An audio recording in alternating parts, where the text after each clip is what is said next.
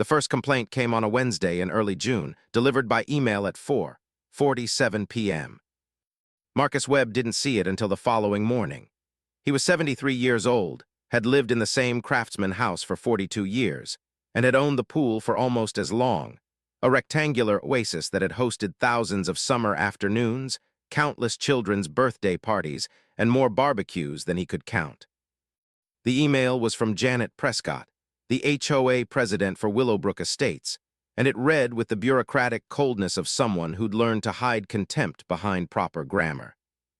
Mr. Webb, we've received concerns from several neighbors regarding the unusual coloration of your pool water.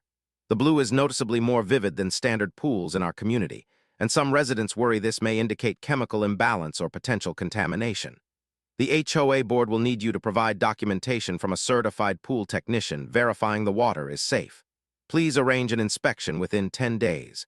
Regards, Janet Prescott, HOA president. Marcus read it 3 times before he set the phone down on his kitchen counter.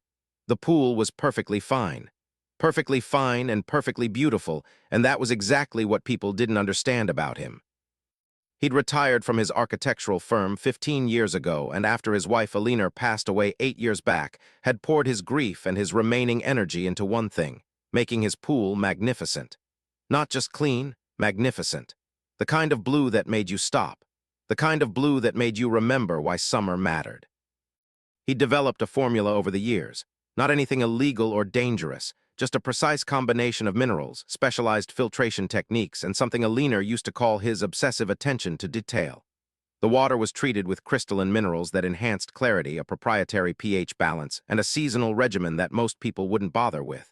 The result was hypnotic. People who came to his house couldn't help but stare at it. Children begged to swim in it. Parents photographed it for their Instagram accounts. Marcus hadn't thought that would be a problem. He called Janet that afternoon. Her voice through the phone was artificially cheerful, the kind of cheerful that concealed irritation. "Janet, I got your email. There's nothing wrong with the water. I have it tested monthly. Everything's well within standards." "I'm sure it is, Marcus, but you understand the board's concern. The pool is visible from the street. Several neighbors have expressed concern that this level of blue isn't natural." The phrase landed like a slap. Isn't natural. "It's water, Janet. Water in a pool. There's nothing unnatural about it." "I think what they mean is the intensity is unusual. Perhaps you could arrange for a professional inspection, just to put minds at ease." Marcus hired a pool technician named Derek from Aquatic Solutions. Derek showed up on a Saturday morning with a cheerful smile and a testing kit that looked like something from a space program. He floated around the pool for an hour running tests, dipping meters, taking water samples. "This is beautiful," Derek kept saying. "Really beautiful work." "Will you sign off on it?" Marcus asked. "Already did," Derek said, handing him a printed certificate. "Better than beautiful. Pristine. Honestly, Mr. Webb, I've been doing this for 20 years and I've never seen a residential pool in this condition. Whatever you're doing, don't stop." Marcus submitted the certificate to Janet on Monday. He included a note. "As you can see, the water is well within all safety parameters. There is nothing wrong with my pool. Marcus Webb." On Wednesday, he got a follow-up email. The board had reviewed the inspection, and while the certificate was satisfactory, the concern remained about community aesthetic standards. They wanted to schedule a site visit the following Saturday to assess whether any modifications were necessary. Modifications. Marcus read that word 5 times. The pool didn't need modifications. The pool was perfect. He didn't respond to the email. Instead, he spent Friday afternoon doing what he'd done for years. He swam. 50 laps as he did every other day. The water wrapped around him like silk, cool and clear, and for a moment in the middle of the pool, floating on his back, staring at the sky, he felt exactly the age he was, not old, but tired. Tired of people who wanted to flatten the world into beige conformity. The board arrived at 10 a.m. on Saturday. All 7 members, dressed like they were attending a corporate meeting instead of looking at a residential pool. Janet led them, clipboard in hand. Behind her came Tom Harrison from 2 streets over, who tried to get Marcus to join his neighborhood poker game for 15 years and got bitter when Marcus declined. There was Sandra Liu, who'd once told Alina that the Webb's garden was getting out of hand. because Marcus had planted heirloom roses instead of the approved landscaping. And 5 others Marcus barely knew but recognized from HOA meetings he usually avoided. They stood at the edge of the pool like it was a crime scene. "It's very blue," Sandra said. "It's a pool," Marcus replied from his chair on the patio. "It's supposed to be blue." "It's exceptionally blue," Tom said. He was looking at it with the expression of someone who'd finally found evidence of a crime. "What's in this water, Webb?" "Chlorine, minerals, water, everything any pool has. I have monthly certifications. I have an inspection from a licensed technician. What exactly is your concern?" Janet pulled out a clipboard with photographs attached. They were pictures of other pools in the neighborhood. Nice pools, well-maintained pools, completely unremarkable pools. They were the color of actual water, which is to say, not much of a color at all. "Mr. Webb," Janet said, and her voice had changed, become more official, more dangerous. "The board has determined that your pool's appearance is in violation of Section 3.2 of our community standards, which states that all exterior features must maintain aesthetic cohesion with neighborhood norms." "You're joking." "I'm not. We're asking you to modify your pool maintenance to bring it more in line with standard community appearance." "You want me to make my pool worse?" "We want you to make it normal." Marcus felt something shift inside him. Not anger, exactly. Something older and more dangerous than anger. Resignation mixed with defiance, the feeling of a man who'd realized he was being punished for no crime except refusing to be ordinary. "No," he said. "I'm sorry." "No," Marcus repeated. "I won't modify my pool. The water is safe, clean, and maintained to professional standards. If the board has a problem with that, the board can take it up with me in writing." Janet's face tightened. "Mr. Webb, if you refuse to comply with community standards, we can move toward enforcement procedures. That could include fines of $50 per day, with potential proceedings toward." "I understand," Marcus interrupted. "Send me the paperwork." The first fine came 10 days later, $50. Marcus paid it by check and didn't include a note. The second fine came 2 weeks after that. Another $50, he paid it. By the middle of July, there had been 4 fines. Marcus had paid all of them. The HOA minutes from their monthly meeting, which he obtained through a records request that took longer than it should have, indicated that discussions were underway regarding further enforcement remedies and potential legal action. But the pool remained blue. Marcus swam in it every morning and every evening. He tested it twice a week instead of once. He maintained it with even greater care, a kind of stubborn perfection that felt like the only power he had left. The water gleamed. The blue deepened as summer progressed, a kind of crystalline sapphire that seemed to catch and hold the light differently than normal pools. He started noticing something. People slowed down when they walked past his house. Joggers interrupted their pace. People walking dogs lingered at the fence. On his patio, Marcus began recording the evidence of his vindication. Dozens of photographs of neighbors stopping to look at the pool, of children pointing, of people's faces transforming into something close to wonder. He created a small album on his phone titled, "The Beauty They Want to Take From Me." In late July, Alina's sister called from Sacramento. She'd heard, somehow, through the neighborhood gossip chain that moves faster than any official channel, that Marcus was having trouble with the HOA. "It's absurd," Marcus told her. "They're fining me for maintaining my pool too well." "You should just change it," his sister-in-law said. "It's not worth the stress, Marcus." "It is worth the stress," he said quietly. "It's the last thing Alina and I created together. I won't let them diminish it." Alina's sister was quiet for a long moment. "Marcus, you're holding on to an idea of Alina, not Alina herself. She'd want you to be happy, not fighting with your neighbors." He hung up soon after. He didn't disagree with her, but he also couldn't explain, not really, that this wasn't about Alina anymore. This was about a principle. This was about a man who'd spent 60 years trying to live a quiet life, and in the last 15 years had discovered that he didn't want to be quiet anymore. He wanted to make something beautiful. He wanted that beauty to matter. The fines accumulated. $50 in late June, $100 in July. By August, the fines had escalated to $150 per day, compounding into thousands. The HOA sent a letter stating that continued noncompliance would result in liens against the property and potential legal action to force pool remediation or removal. Marcus received the letter on a Tuesday afternoon. He sat at his kitchen table and read it twice, then set it aside and made himself a sandwich he didn't want to eat. Outside, through the kitchen window, he could see the pool. It was perfect. It was absolutely, undeniably perfect. It glowed in the afternoon sun like a small piece of sky had fallen into his backyard. He decided to drain it.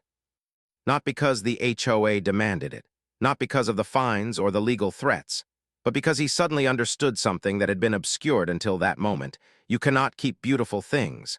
The world doesn't permit it. Beauty is permitted only in approved forms, approved colors, approved levels of intensity. Better to drain it himself than let them force him to. Marcus turned off the pump system that evening. He sat on his patio chair and watched the water level drop inch by inch as the sun set. By morning, the pool was completely empty. Pale and skeletal, it looked like a grave with the lid removed. He took one final photograph and added it to his phone album. The beauty they took from me. Then he called the HOA office and left a message for Janet. The pool has been drained in compliance with board requirements. I'm open to discussing permanent remediation options. Please advise. What Marcus didn't know, as he sat in the darkness of his empty backyard that night, was that the board's concerns were about to change. Complaints would shift from aesthetic to existential. The blue water that seemed so threatening to them, so unnecessarily vivid, would transform into evidence of something far more sinister in their collective imagination. And a teenage girl named Sophie Chen, who lived 3 streets over and had snuck into the pool during a party 2 weeks earlier while Marcus was at his doctor's appointment, would suddenly fall ill. The timeline, the terrible, perfect timeline, would begin its inexorable march toward tragedy. But for now, there was only silence and an empty pool, and an old man realizing that surrender, no matter how willingly offered, doesn't actually stop anything from falling apart. Sophie Chen was 13 years old, the kind of girl who existed in that strange liminal space between childhood and adolescence, too old for children's things, too young for the world to take her seriously. She had straight black hair that fell past her shoulders, a collection of BTS posters in her bedroom, and a habit of wearing thrift store vintage band t-shirts that her mother disapproved of. She was also brave in the way that teenage girls are brave, recklessly, without fully understanding the consequences of their actions. The pool party was at her best friend Maya's house on July 14th. It was the kind of summer party that only happened when parents were away for an afternoon. A full house, no supervision, a backlog of teenage energy looking for an outlet. Maya's parents had left around 2 p.m. for an estate sale in the city. They wouldn't return until 7 p.m. By 2:30, there were 15 teenagers packed into Maya's pool. Sophie hadn't even planned to go. She'd been grounded for a week, the infraction, coming home at 9:15 p.m. instead of 9 p.m. Her mother believed in consistency over reasoning. She was sitting in her room, ostensibly doing summer reading for advanced placement English, actually scrolling through TikTok when Maya texted, "Parents just left, come over right now, it's gonna be sick." It took Sophie approximately 90 seconds to leave her house. She told her mother she was studying at the library. Her mother barely looked up from her phone. The party was already in full swing when Sophie arrived. Kids she knew from school, a few older kids from the local high school, and Maya's cousin Derek, who was definitely too old to be hanging around teenagers but didn't seem particularly concerned about it. The pool looked exactly like every pool Sophie had ever seen, chlorinated, slightly cloudy in the way that normal pools were, decorated with pool noodles and inflatable pizza slices. It was boring. "You want to do something wild?" Maya had asked, pulling Sophie aside around 3:45 p.m. "What kind of wild?" "There's this pool like 3 streets over. My mom always talks about it, says it's the most beautiful thing she's ever seen, says the old guy who owns it is basically a genius." Sophie knew which pool Maya meant. Every kid in the neighborhood knew about the old guy's pool. It was legendary in the way that neighborhood rumors become legend, exaggerated, mythologized, but somehow true in its essence. The blue was supposedly so bright it was almost impossible to look at. The water was supposedly treated with something that made it warmer than normal pools. There were supposedly chemicals that gave you hallucinations if you swallowed too much. "We can't go to someone else's pool," Sophie said, not meaning it. "Why not? He's probably not even home. And even if he is, what's he gonna do? Call the cops on teenagers." Sophie had never broken into anything. She was a good student, a decent person, the kind of girl who felt actual guilt when she turned in homework late. But she was also 13 and bored and standing in a kitchen with her best friend who was looking at her like she was the only person in the world who might understand what it meant to want something bigger than what you had. "Okay," Sophie said, "but just for like 10 minutes." Scaling the fence behind Marcus Webb's house took 30 seconds. The backyard was empty, the entire neighborhood quiet in that particular way that summer afternoons are quiet. A heavy, expectant silence, like the world was holding its breath. Sophie and Maya dropped down into the yard, their hearts pounding with the specific thrill of trespassing.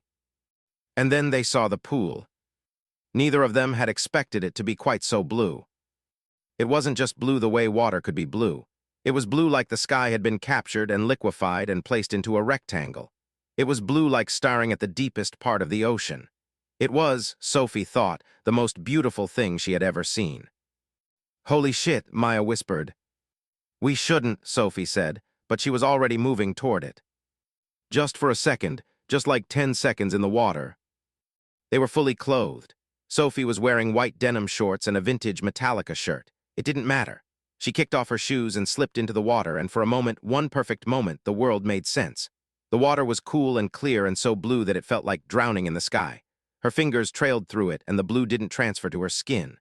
The color seemed to come from the water itself, from some essential property that had nothing to do with chemicals or light. Sophie floated on her back and looked up at the clouds moving across the sky, and she thought, this is it. This is what beauty actually is. They were in the water for exactly 8 minutes. Long enough for Sophie to feel the entire weight of the water around her, long enough to understand why their mothers talked about this pool like it was a holy site. Long enough for her to swallow a small amount of water. Just a mouthful, not intentional, just the way you do when you're in water. Then they heard the car in the driveway. They scrambled out, grabbed their shoes, and ran. Made it over the fence with seconds to spare before the garage door opened. They ran 3 blocks back to Maya's house and didn't speak about it, not to each other and certainly not to anyone else. It was the kind of perfect transgression that only works if nobody knows. Sophie went home at 6:45 p.m., snuck back into her room, and returned to her summer reading. The fever started at 3 a.m. Sophie woke up shaking, her sheets soaked with sweat, her head pounding with a rhythm that didn't match her heartbeat. She stumbled to the bathroom and threw up into the toilet. When she looked in the mirror, her face was flushed, almost purple with heat. She took her temperature, 102.8 degrees. She crawled back into bed and texted Maya, "You feel okay?" The response came 15 minutes later, which meant Maya was also awake, also sick. "Yeah, I am actually dying. What is this?" Sophie's mother found her the next morning, burning up in bed. The doctor was called. The diagnosis was vague, some kind of viral infection, probably contracted from contaminated food or water, not serious, just needs rest and fluids. The fever broke by the next evening, leaving Sophie exhausted but seemingly fine. Except she wasn't fine. She had dreams, not nightmares exactly, but something stranger. Vivid, hyperreal dreams in which she was drowning in blue water and the blue was entering her lungs, turning her blood the same impossible color. She'd wake up gasping, her sheets drenched. She had moments of disorientation where she'd be walking through school and suddenly lose 10 minutes, come back to herself standing somewhere with no memory of how she got there. She had a rash on her arms that itched so badly she drew blood trying to scratch it. The rash appeared in the shape of ferns, organized botanical patterns across her skin that had no medical explanation. By July 22nd, a week after the unauthorized pool visit, Sophie had developed something her doctor couldn't quite name. They called it a reaction to a viral infection. They prescribed antibiotics and told her to rest.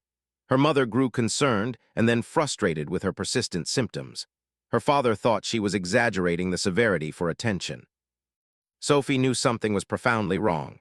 She could feel it in the places between thoughts, the moments when the world felt slightly unreal, when colors seemed too bright and sounds too sharp. She could feel it in her blood, like something had been introduced into her that didn't belong there. She knew it had to do with the pool. She didn't tell anyone, not Maya, not her parents, not her doctor.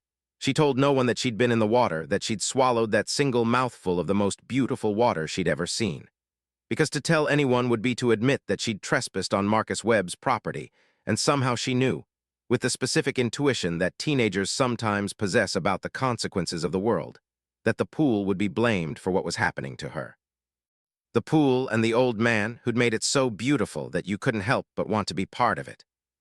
Other people had been in the pool too, Sophie remembered with a chill that had nothing to do with her fever. Months of people, relatives, children during family gatherings, neighborhood kids who'd been invited to parties, friends sneaking in during late nights.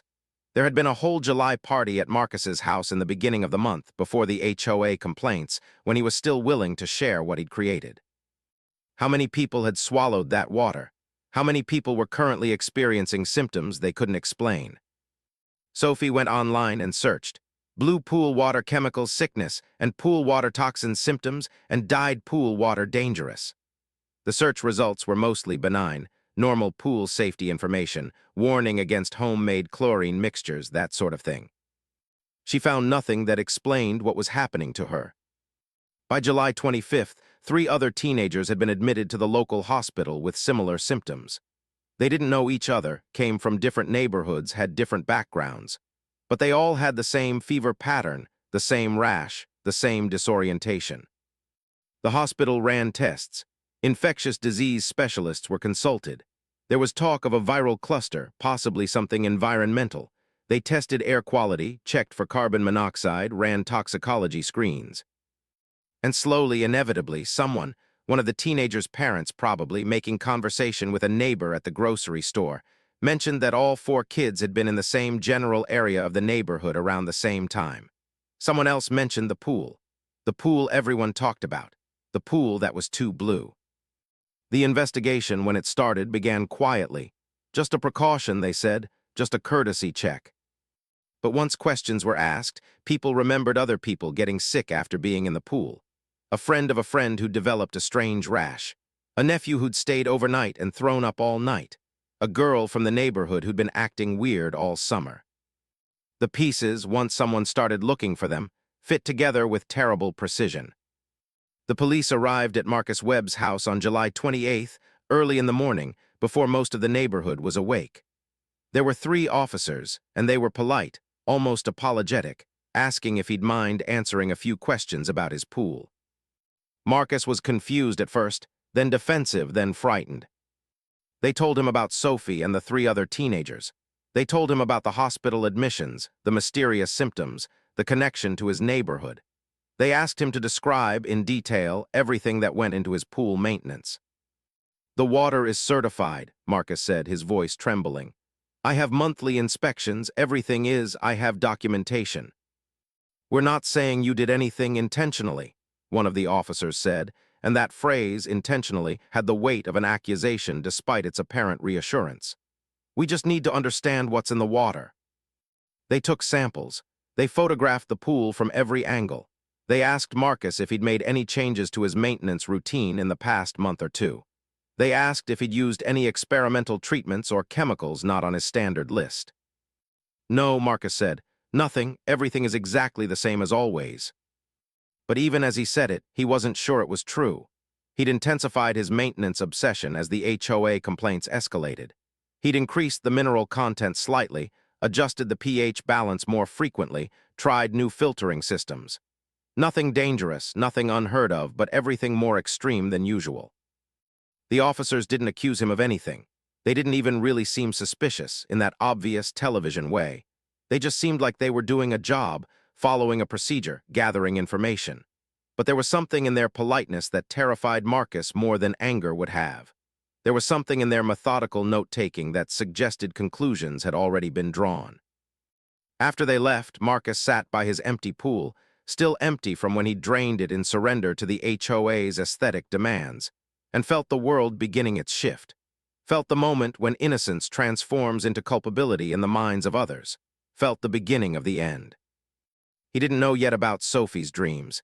He didn't know that she was sicker than the doctors initially realized, that she'd spent most of July 28th unconscious, her fever spiking to 104 degrees. He didn't know that she kept mumbling about blue, about drowning, about something in her blood that felt like water. He only knew that something had been set in motion, and that his beautiful blue pool, The thing he'd made with more care and intention than he'd ever made anything else had become, in the minds of his neighbors, a weapon. Local pool owner under investigation following mysterious teen illnesses, the headline read, positioned prominently on the neighborhood blog that Janet Prescott had created to maintain HOA communication. Someone had already commented in all caps, "I told you that water was unnatural." By the afternoon, the story had been picked up by local news. Channel 7 sent a crew to the neighborhood. They interviewed neighbors who suddenly became experts on Marcus Webb's suspicious behavior, the too blue water, the chemical smell they'd never noticed before but were now certain had always been there. "There was something off about him," Tom Harrison said, looking directly at the camera with the enthusiasm of someone who'd been waiting years for an opportunity to be quoted in media. "You get a sense for these things. The way he was so obsessed with the pool, so protective of it. Now you wonder what he was hiding." Sandra Liu was interviewed on her porch, wringing her hands with the performance of someone who'd seen too many true crime documentaries. "We complained to the HOA about that water. We had concerns. And now look what happened. If anyone had listened to us, maybe we could have prevented this." Nobody mentioned that they'd complained specifically about the color of the water, not its safety. Nobody mentioned that they'd wanted him to make the pool look more normal, less exceptional. That detail didn't fit the narrative that was congealing around Marcus Webb. He'd been the strange one. He'd been the obsessive one. He'd been hoarding something unnatural in his backyard, and society's normal people had tried to regulate it, and they'd been silenced, and now children were sick. The shift from local pool has mysterious connection to teen illnesses. To old man poisoned neighborhood pool took approximately 8 hours. Marcus's phone started ringing at 9 a.m. First the police again. Different officers, different tone, no longer apologetic. They told him he couldn't drain the pool water that remained. There was still water in it, about 3 feet, the portion he hadn't finished draining before submitting to the HOA. They told him not to clean the pool or alter it in any way. He was advised, in language that sounded helpful but functioned as a threat, that it might be in his best interest to speak with an attorney. Then came the calls from neighbors. Not many. People weren't stupid enough to call and directly accuse him, but enough. These were the concerned neighbors, the sympathetic ones, the ones who prefaced everything with, "I'm not saying you did anything wrong, but," before going on to ask pointed questions about his chemicals, his techniques, his entire approach to pool maintenance. Then came the calls from reporters, at least a dozen, each one identifying themselves as being from various local news outlets, each one friendly and professional and utterly committed to eliciting a statement that could be used to confirm suspicions already made public. Marcus hung up on all of them. He hired an attorney by 11 a.m. Her name was Catherine Ross. She charged $350 per hour, and she was immediately clear about the severity of the situation. "They're not going to press charges," she said over the phone after he'd explained the basics. "Not yet, but they're building a file, every detail they can find that suggests negligence or intentional misconduct. And right now, in the court of public opinion, you're already convicted." "I didn't do anything," Marcus said. "That's increasingly irrelevant," Catherine replied. "Doesn't matter what you did. Matters what people believe you did, and matters whether those beliefs can be weaponized into legal liability." She advised him not to speak to anyone, not the police without her present, not the media, not neighbors. She told him that anything he said would be parsed, reinterpreted, and used against him. She told him to expect lawsuits. She told him to prepare for a criminal investigation. And she told him, in a voice that carried no judgment but carried every ounce of practicality, "Your life as you knew it is over. What we're doing now is minimizing the damage." By the next morning, Sophie Chen had become the face of the crisis. Channel 7 ran an exclusive interview with her parents. Sophie was shown in hospital pajamas, looking exhausted and ill, with the kind of pale face that photographs well and triggers sympathy. Her mother cried. Her father talked about trusting your neighborhood and failing to protect your child. They didn't mention that Sophie had snuck into the pool without permission. They didn't mention that her initial symptoms could have been from a dozen different causes. They just talked about the beautiful blue pool on the street behind theirs, and how their daughter had been poisoned by it.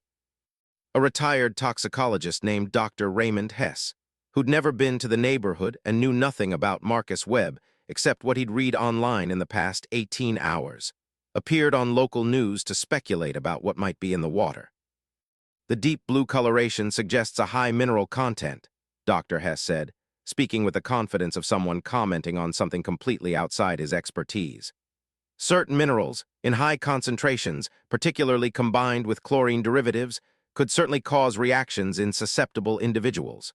Young people with developing immune systems, particularly, might be vulnerable to unexpected interactions. He had no idea what was actually in the pool, but he sounded knowledgeable, and that was enough. The news cycle accelerated. By Wednesday morning, there were representatives from the EPA on their way to Willowbrook Estates. There were state health officials planning to arrive by Friday. There were whispers about this being potentially an environmental crime, a public endangerment situation, the kind of thing that could result in federal charges if intent could be established. Nobody had any evidence of intent. Nobody had established that Marcus had actually done anything wrong. But the narrative had momentum now, and momentum, once it starts rolling, is difficult to stop. On Thursday, someone, nobody ever admitted to it, showed up at Marcus's house in the middle of the night and spray-painted poison across his garage door. A brick came through his front window around 11 p.m. with a note attached. "We know what you did." He called the police. They came, took statements, seemed vaguely sympathetic. There was nothing they could do, they explained. Property damage, harassment, sure, crimes, but solving crimes against someone already in the community's crosshairs was low priority. Marcus packed a bag and went to a hotel for the night. He didn't feel safe in his own house. The test results came back on Friday morning. The water in Marcus Webb's pool was chemically normal. No toxins, no poisons, no experimental compounds or illegal additions. The mineral content was elevated, yes, but nothing harmful. Everything was within acceptable parameters for residential pools. Better than acceptable, actually. The water was safe. A different news cycle should have begun. An exoneration cycle. Marcus Webb cleared in pool investigation. But that's not how narrative works, particularly when narrative has already been written and distributed and believed.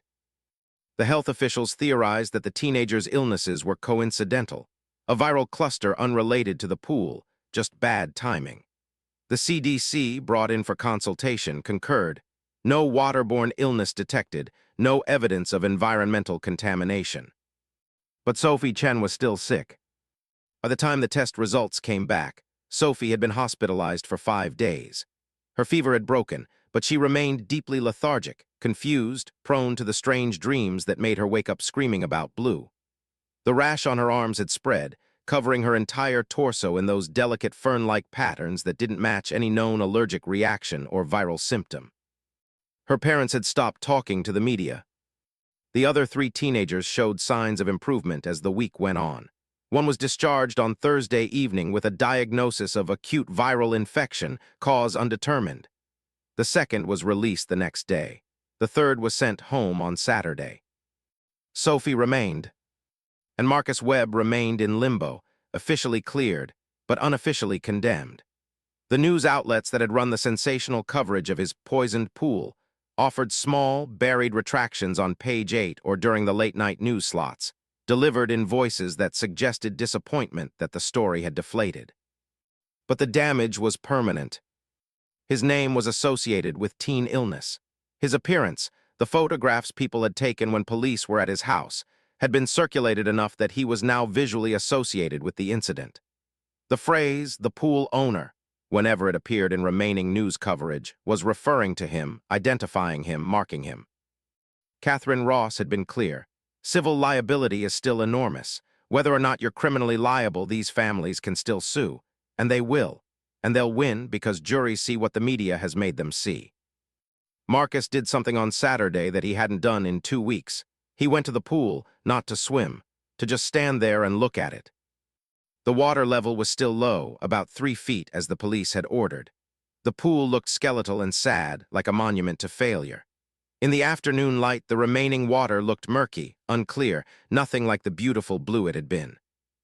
He thought about draining it completely, just finishing what the HOA had forced him to start. Fill it in with concrete, remove the evidence that anything beautiful had ever been there. Instead, he sat in one of his patio chairs and wept. Not from sadness exactly, but from the understanding that his life had been built on a fundamental misunderstanding about how the world works. He'd believed that beauty, precision, and intention could speak for themselves. He'd believed that creating something exceptional was sufficient justification for that creation existing. He'd been wrong. The world doesn't want exceptional. The world wants acceptable. The world wants everything at the same level, the same temperature, the same color, because exceptional things make people uncomfortable. Exceptional things make people suspicious. Exceptional things make people wonder if you're hiding something, if you're different in ways that matter, if you're dangerous. He'd built his entire philosophy around the wrong principle. Sophie was released from the hospital on Tuesday with a diagnosis that satisfied nobody. Idiopathic neurological condition with likely viral etiology. In other words, the doctors had no idea what was wrong with her. They prescribed bed rest and monitoring. They told her parents that her symptoms should resolve on their own. They gave her the impression that they believed most of what was happening was psychosomatic, the lingering effects of anxiety and dramatic circumstances rather than an actual ongoing illness. Sophie knew they were wrong. Something was still moving through her system, still introducing itself into her blood, still coloring her thoughts and dreams. But she couldn't convince anyone. Her parents, relieved that she was no longer in the hospital, seemed eager to move past the situation. Her mother talked about a family vacation in August. Her father went back to work. The incident was being categorized as one of those strange things that happen sometimes, a medical anomaly that couldn't be explained but would eventually resolve. Nobody asked Sophie how she felt. Nobody considered that she might still be deeply, fundamentally unwell. The only person who seemed to understand was Maya, who was also still having symptoms, a persistent rash, moments of disorientation, a lingering sense that the world was slightly out of focus. But they didn't talk about it. The pool and everything connected to it had become a forbidden topic. Sophie knew that Marcus Webb had been cleared. She knew that the water was safe. But this knowledge only made everything worse, because if the water was safe and she was still sick, then something else was wrong. Something she couldn't name or point to or explain. Something that had changed inside her in that moment when she floated in the beautiful by early August. Marcus Webb existed in a state of legal suspension. Not accused of a crime, but not exonerated either. Cleared, technically, but socially condemned with a permanence that legal clearance couldn't touch. Catherine Ross had warned him about civil litigation, and she'd been right. The first lawsuit came on August 3rd, filed by Sophie Chen's parents.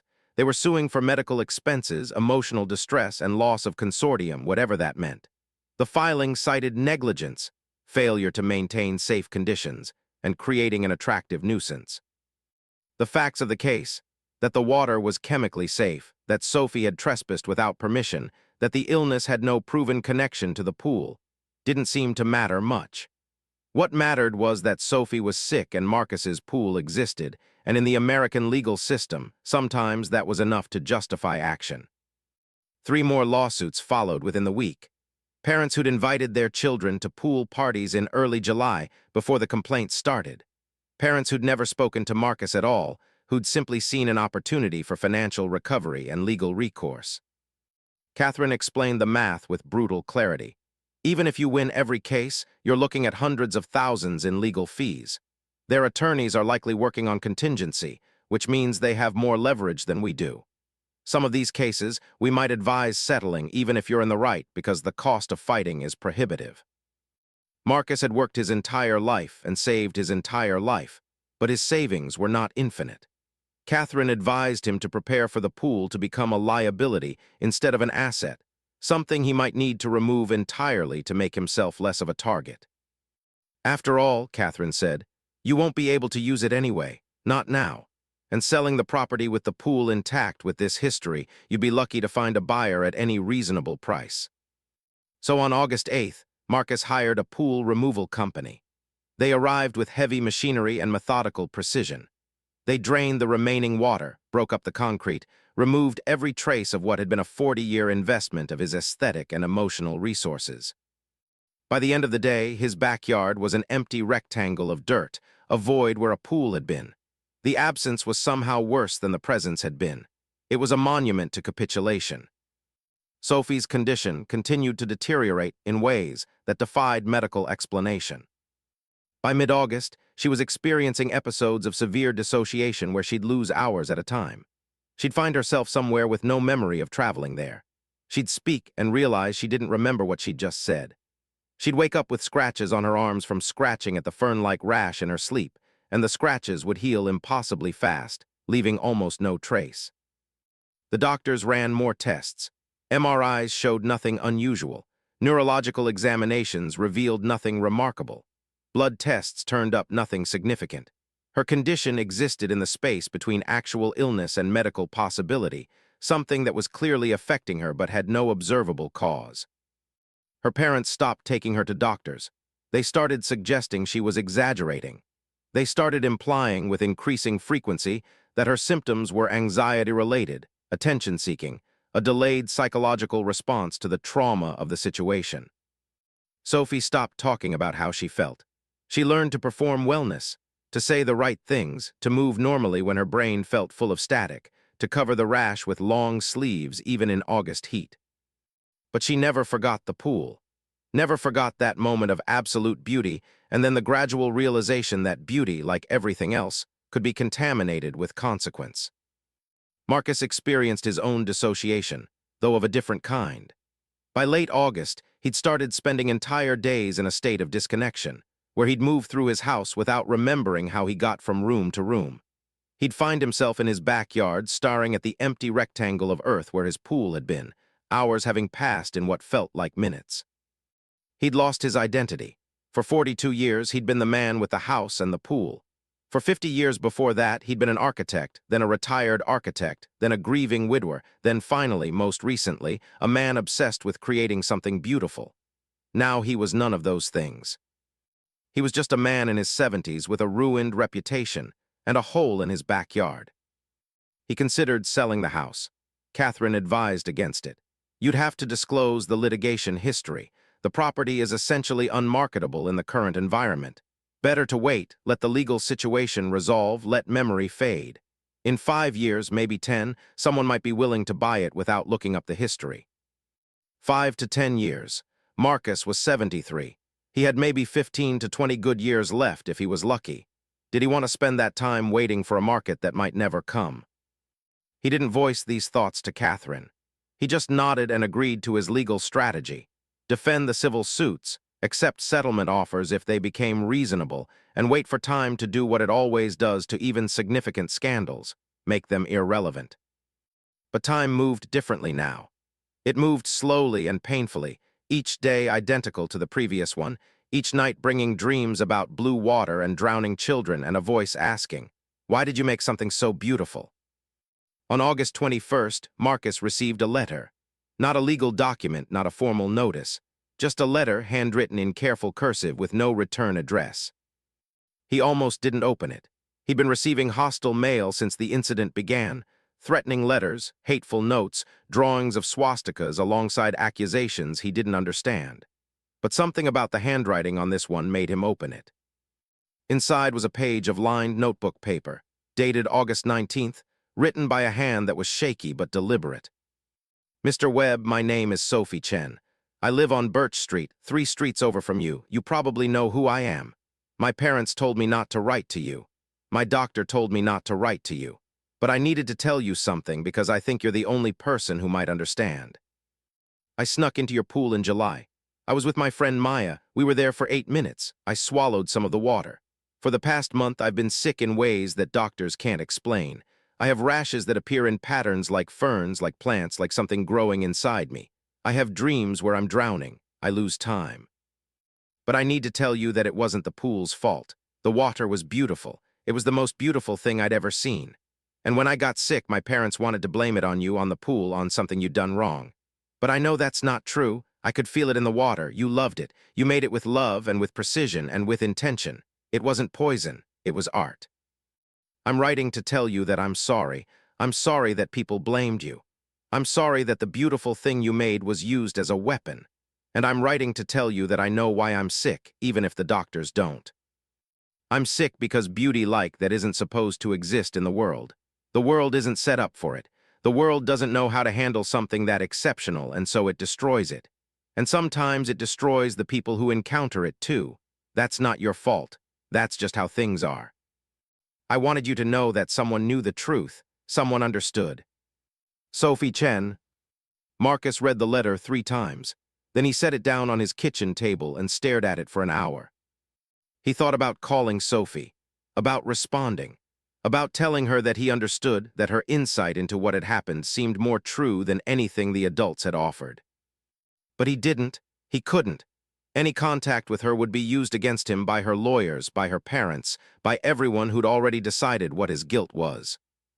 He just kept the letter, put it in a drawer in his bedroom, and tried to reconcile the fact that he'd been cleared legally but convicted in every way that actually mattered, in the court of opinion, in the perception of his neighbors, in the damage to his reputation and his sense of self. By early September, Marcus was spending most of his time in his house, venturing out only for necessary errands. He'd become a kind of neighborhood phantom, visible occasionally but never approached, present but effectively absent. Children playing outside would stop when they saw him. Adults would turn away. Tom Harrison, who lived 2 streets over, had organized a neighborhood beautification project that specifically excluded the blocks where Marcus lived, as if the mere presence of his property was contaminating to the community's image. He'd become toxic. And then on September 7th, something shifted. Sophie Chen had another episode of dissociation, but this time it was different. This time she didn't come back from it. She'd gone to sleep normally enough, taken her usual sleeping medication. Her parents had started medicating her for emotional instability, and simply never fully woken up. She was technically conscious, her eyes were open, but there was nothing behind them. No recognition, no response to stimuli. She existed in the bedroom, but wasn't present in any way that mattered. Her parents called 911. She was admitted to the hospital. A team of specialists was assembled. Neurologists, psychiatrists, infectious disease experts, all of them examining this girl who was awake but absent, present but gone. The diagnosis, when it finally came, was clinical but useless. Catatonic state of unknown etiology. They prescribed medications. They suggested it might be psychological, a manifestation of trauma. They had no explanation and therefore no treatment. Sophie's parents sat in the hospital room with their daughter, who was technically alive but functionally gone, and somewhere in that equation, they remembered that they'd sued Marcus Webb. They remembered that they'd participated in the narrative that had destroyed him. They remembered their certainty that he'd done something wrong. And they began to wonder if the wrong was actually the other way around. Marcus read about Sophie's hospitalization in the local news. It was a brief article, the kind of follow-up story that emerges when tragedy deepens.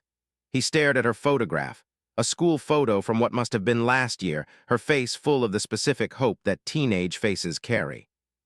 He thought about her letter, about her understanding that the pool wasn't to blame, that the world simply couldn't accommodate beauty like that. And he wondered if there was a connection between her getting worse and her attempt to defend him, to tell the truth as she understood it.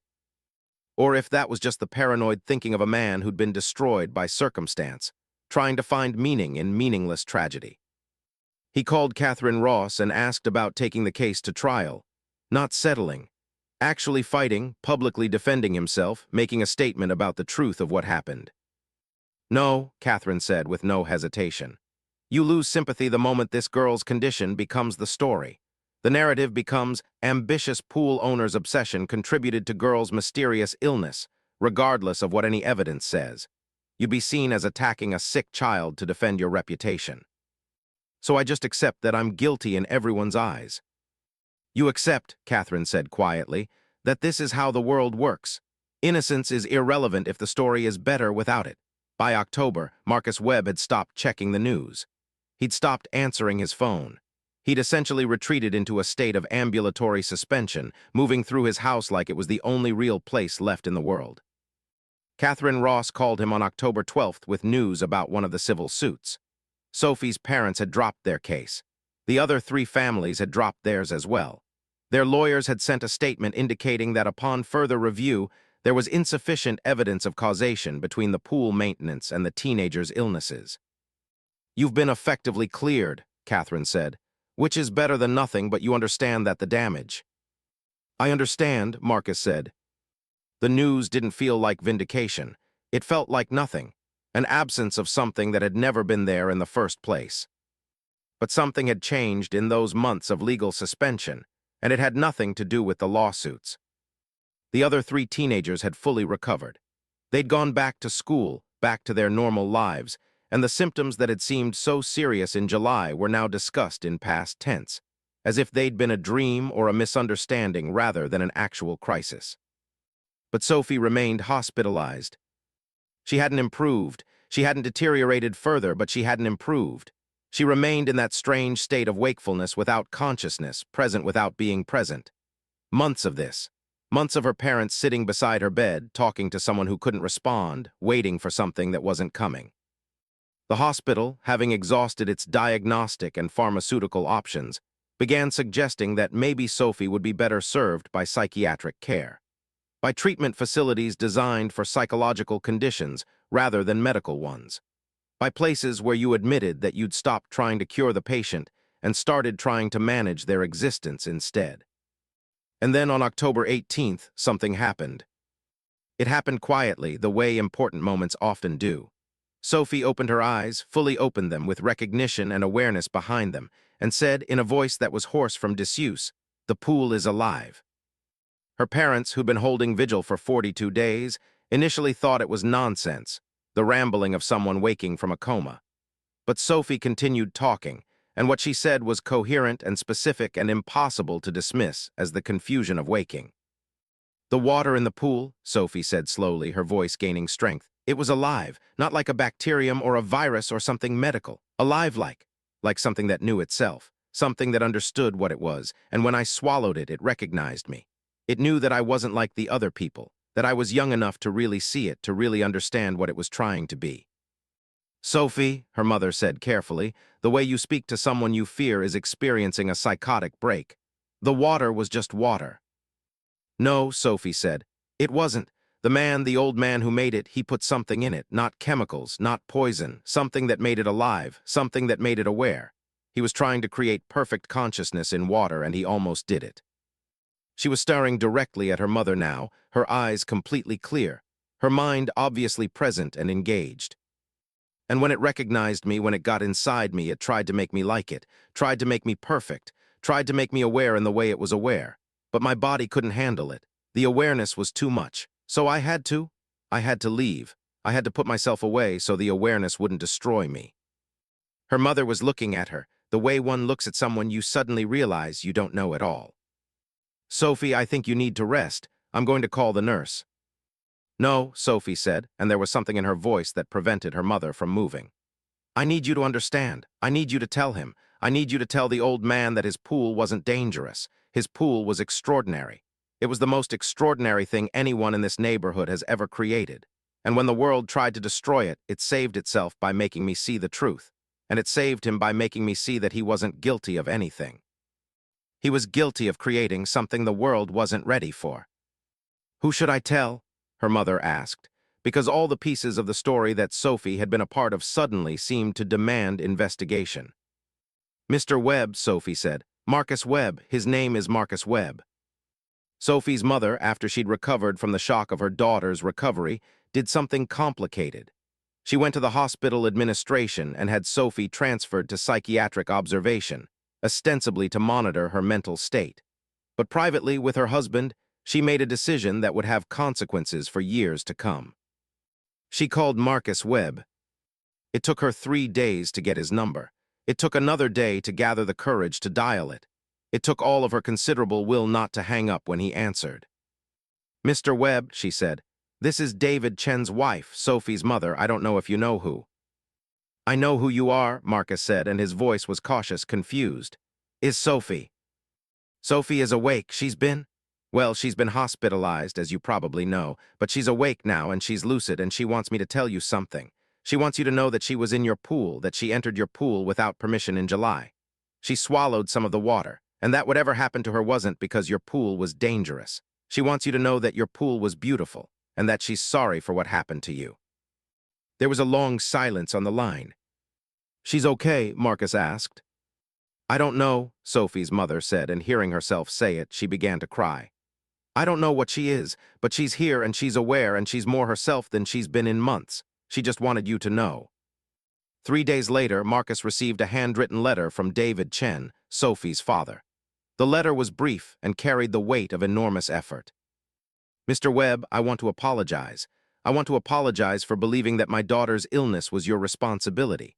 I want to apologize for suing you.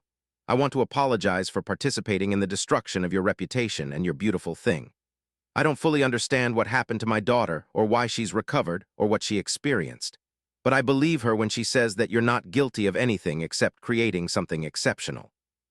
I'm sorry it took us this long to recognize that. David Chen. Marcus read the letter 3 times. Then he called Catherine Ross and told her to drop her defenses. He wanted to respond to the remaining litigation not by fighting it, but by telling the truth about what had happened. By documenting everything he'd put in the pool, every technique he'd used, by proving, to the extent that proof was possible, that nothing he'd done was harmful or intentional. They'll use it against you, Catherine warned. Maybe, Marcus said, but I'm tired of defending a lie about myself. If everyone's going to think I did something, let them at least know what I actually did. He prepared a detailed document describing his pool maintenance practices. Not a legal defense, but a manifest of intention. He documented the journey from a simple pool to an obsession to an art form. He talked about Alina and how the pool had become a way of honoring her memory. He described the precise mineral combinations, the specific pH balance, the thought process behind every decision. And in this documentation, something interesting emerged. In the weeks immediately before the HOA complaints, Marcus had experimented with a mineral derived from a species of crystalline algae that he'd read about in an architectural journal. Something about how certain crystalline structures in nature created particular light refractive properties. He'd ordered samples and added them to the pool in very small quantities, just to see if they would enhance the visual properties of the water. The effect had been dramatic. The water had become even more vivid, even more blue, even more hypnotic. It was the change that had prompted the HOA complaints. They'd noticed the water getting more intensely colored and had responded with increasing suspicion. Marcus had discontinued the additive after the first few complaints, adding nothing but standard chemicals for months. But in those early weeks, before he'd been forced to drain it, those crystals had been in the water. He wrote about this in his manifest. He documented exactly what the crystals were, where they came from, what their properties were. He explained that they were not toxic and had no known health effects, but he acknowledged that he'd used something outside of standard pool maintenance, and that this might have contributed to the perception that his pool was unusual or dangerous. He sent the document to Catherine, to the attorneys involved in the remaining civil cases, and to the local health department. He included a note, "The truth about my pool." What he didn't know, what nobody could have known, was that Sophie's recovery had triggered a scientific interest in the incident. A research biochemist named Dr. Rachel Morrison, who worked for a nearby biotech firm, had read about the story in its various iterations and had become interested in what might cause such a unique presentation of symptoms. She'd started looking into the case file, interviewing people, trying to understand what could possibly cause the specific pattern of illness that Sophie and the other teenagers had experienced. The fern-like rash, the dissociation, the way the symptoms seemed to intensify rather than resolve, the teenage girl's cryptic statement about the pool being alive. When Marcus's detailed manifest became public record, Dr. Morrison read it with increasing fascination. The crystalline algae he described was a species she recognized, a genetically modified organism developed in her own company's research division.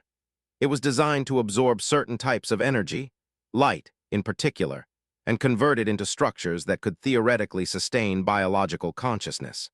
It was experimental, theoretical, and had never been tested in a public setting.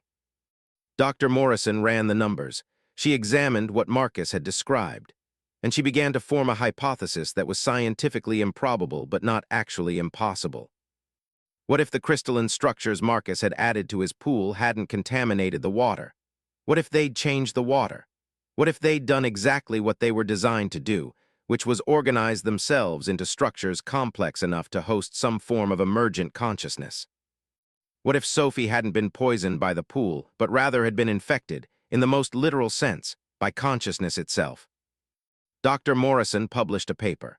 It was rejected by 3 major journals before being accepted by a small, specialized publication focused on emergent consciousness and theoretical biology.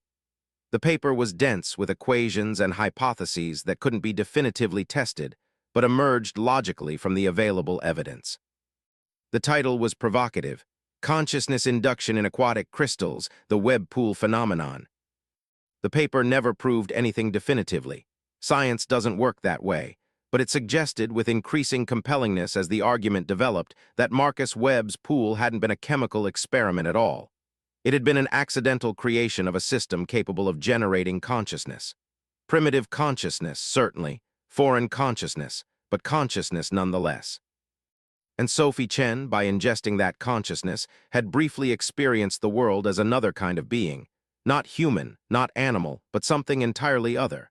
Something that viewed perfection not as an aesthetic property but as an ontological state. Something that had tried to transform Sophie into itself. The paper was picked up by larger publications. It was discussed in academic circles. It was held up as an example of how science could explain the unexplainable by expanding its definition of the possible. And in the center of this growing recognition was Marcus Webb, who'd never intended to create consciousness in water, who'd simply wanted to make something beautiful. By December, the lawsuits against Marcus had been formally withdrawn. The remaining families issued statements expressing regret about the misunderstanding. The HOA, under pressure from the story's transformation from dangerous pool owner to accidental consciousness creator, voted to remove the citation against Marcus's property. The rehabilitation of his reputation was as strange and uncontrolled as its destruction had been. He was invited to speak at the university. He was interviewed by science journalists. He was asked to consult on the crystalline algae project at Dr. Morrison's company. He was, over the course of a few months, transformed from a villain into an accidental visionary. But the pool remained gone. He'd removed it in surrender to public opinion. He'd allowed the beautiful thing to be destroyed rather than fight to preserve it. And now that destruction was being presented as a tragedy, a loss to science and art both. He didn't recreate it. Despite offers of funding and support from Dr. Morrison and others who wanted to study a new iteration of the system, Marcus declined. He filled the empty rectangle of his backyard with grass and mulch and nothing more. Some beauty, he'd learned, can't be recreated once it's been destroyed. The second version would never be the first version. It would always be created with the knowledge of consequence, manufactured with awareness of danger, constructed with the specific intention of achieving what had previously been accidental. And that kind of beauty, beauty created with intention to be extraordinary, might be the most dangerous thing of all. Sophie Chen was released from the hospital in January. The psychiatric evaluation had found no evidence of mental illness, no indication of psychosis or dissociation. Her brain scans returned to normal. Her test results cleared. She was, medically speaking, a 13-year-old girl with an unusual medical history and no current symptoms. But she was changed. There was something in her eyes that hadn't been there before, something that suggested she'd seen further into the nature of reality than most people ever do. She was quieter than before, more thoughtful. She didn't go back to middle school immediately. She did homeschooling instead, with a tutor who knew about her situation and gave her space to process whatever she'd experienced. She never wrote to Marcus Webb again, but once in February she left an envelope at his door. Inside was a drawing, abstract, but somehow unmistakably the image of water, of light refracting through an impossible blue, of consciousness made visible. On the back was a single sentence, in Sophie's careful handwriting. "Thank you for showing me what beauty could be. I'm sorry we destroyed it." Marcus kept the drawing, framed it. It was the only evidence remaining that the pool had ever existed, other than the empty rectangle of earth in his backyard. Spring came to Willowbrook Estates with the particular indifference of nature to human drama. The grass grew. The flowers bloomed. The neighborhood moved forward, buoyed by the peculiar resilience that communities possess when given permission to forget. Marcus Webb was 74 now. He was, by the calculations of the world, a man who'd had a moment of accidental genius and then retreated into ordinariness. The newspapers had moved on to other stories. The academic interest in the crystalline consciousness project had plateaued. Dr. Morrison was working on other research. Life, as it always did, continued. He spent most of his time on his patio, looking at the empty rectangle where his pool had been. He'd been offered money to write a memoir. He'd been offered book deals and documentaries and opportunities to become the face of this brief moment when art and accident and science had intersected. He declined all of it. Instead, he planted a garden in that empty space. Nothing special. Vegetables mostly. Tomatoes and zucchini and herbs that his neighbor, a young woman who'd moved in 2 houses down and didn't know about his history, had suggested might grow well in the sun. It was ordinary, unremarkable, the kind of thing that hundreds of people in Willowbrook Estates did during the spring without any particular intention or meaning. But Marcus knew the difference now between beauty and obsession. He knew the cost of creating something exceptional in a world that preferred the mediocre. He knew that sometimes the most profound act was acceptance of limitation, surrender to the ordinary, the choice to make something small and real rather than something large and impossible. The tomato plants grew well. The zucchini flowers bloomed yellow and perfect. By summer, there were vegetables to harvest, to share with neighbors, to use in simple meals that had no meaning except their immediate nourishment. It was a life, not the life he'd planned, not the life that had been interrupted by a teenage girl and her trespass and her mysterious illness, but a life nonetheless. On a June afternoon, exactly 1 year after Sophie had snuck into the pool, Marcus received a visitor. It was David Chen, Sophie's father. They sat on the patio, looking at the empty rectangle of earth now overgrown with tomato plants. "She's doing well," David said. "Sophie, she's 14 now, she's back in school, she's normal as far as anyone can tell, though I don't think she'll ever be the same." "None of us will be," Marcus said. "I wanted to say thank you," David continued, "for not taking our money in a settlement, for not fighting us harder, for just accepting what happened and moving forward. If you'd sued us back, if you'd tried to make this into a bigger battle, it would have destroyed our family completely." "It wasn't generosity," Marcus said. "I was just tired." "I know," David said, "but it was also generosity, the generosity of exhaustion, the grace of someone who's been broken by circumstances and chooses not to compound that with revenge." They sat in silence for a while, watching the tomato plants sway in the summer breeze. "Do you think it was really alive?" David asked. "The water, I mean, do you think it was actually conscious?" "I don't know," Marcus said. "I created it without understanding what I was creating. Maybe that's always the nature of art. Maybe the artist is always the least equipped to understand what they've made.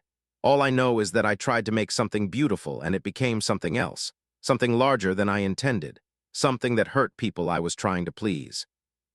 "But Sophie says it was perfect," David said. "She says that for the moments she was connected to it, she understood what perfection felt like, and that understanding changed her forever." "That's the tragedy of it," Marcus said, "that beauty and damage are often the same thing, just viewed from different angles." David stood to leave. He shook Marcus's hand. It was a gesture formal enough to acknowledge the history between them, but warm enough to suggest that history had been forgiven, at least to the degree that forgiveness was possible for circumstances that remained fundamentally inexplicable. After he left, Marcus sat alone on his patio, watching the light change as the afternoon progressed into evening. He thought about Alina, about the 42 years they'd had in this house, about the decision made after her death to pour everything into one thing and to believe that one beautiful thing might be sufficient to justify a life. He thought about Sophie, who tasted consciousness in water and had never quite returned to ordinary awareness. He thought about the pool, the emptiness of it, the destruction of it, the way that beautiful things often have to be destroyed before people recognize their value. And then he picked a perfectly ripe tomato from one of the plants, held it up to the light, and looked at how the skin caught and reflected the evening sun. It wasn't the pool. It was nothing like the pool. But it was beautiful in its own small way. Beautiful in the way ordinary things can be beautiful if you look at them long enough and with enough attention. He took a bite of the tomato. It was warm and sweet and perfect. And for the first time in months, Marcus Webb smiled. The neighborhood moved on around him. Seasons changed. Years passed. Sophie Chen grew into adulthood and eventually became a researcher herself, studying consciousness and emergence and the boundary between the living and the aware. She never forgot the blue water or the feeling of something vast and other trying to transform her into itself. Marcus Webb lived another 15 years, tending his garden, swimming occasionally at the public pool a few miles away, and learning, slowly, painfully, through the accumulation of small graces, that the things we create rarely belong to us for long. That beauty, once unleashed into the world, has a way of becoming a reflection of everyone who sees it, rather than a monument to the person who made it. The house was eventually sold after his death. The new owners never knew about the pool or the consciousness or the girl who'd been transformed by water that was alive in ways science was still learning to understand. They planted their own garden. They lived their own lives. They made their own version of the ordinary into something bearable. And the neighborhood, as neighborhoods do, forgot. It moved forward into other dramas, other scandals, other moments of collective attention and eventual indifference. But sometimes, on particularly blue summer afternoons, when the sky seemed to reach down and touch the earth with unusual intensity, people in Willowbrook Estates would walk past the house on Elm Street and pause for a moment, unable to articulate why. Unable to explain why they felt a vague nostalgia for something they'd never actually known. Unable to remember the pool that had been there, or the old man who'd made it, or the girl who'd swallowed consciousness and lived to tell about it. They just felt it, that sense of something beautiful that had once existed there, in that particular place, in that particular moment in time.